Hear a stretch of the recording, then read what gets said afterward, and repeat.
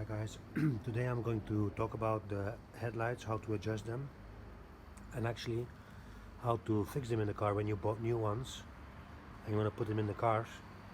Like when I got these lights, I had no idea what the old ones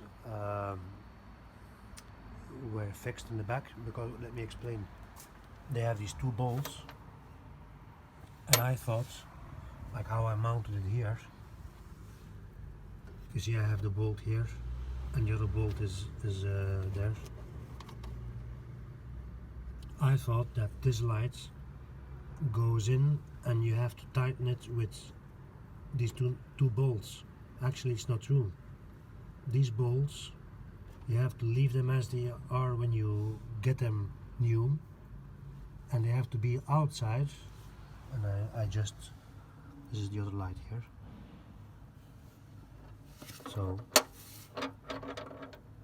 I have this bolt, and instead of having it from here in the back, you need to come from the front, and I will do that in a second to show you.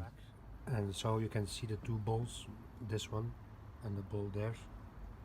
This is how they're supposed to be, from outside, and then you have to put it on here on this pivot point. Okay, this is obvious. And then supposedly from the back, these two bolts need to fit. Yeah, of course, not very easy to do. The idea is that these two bolts will, the head of the bolts will just stick out a little bit, and from here you can adjust it. And the light is just basically hanging on that pivot point that I just showed, and here on that spring, on the spring, which I will do. That's how they are supposed to be. Do you see the bolt?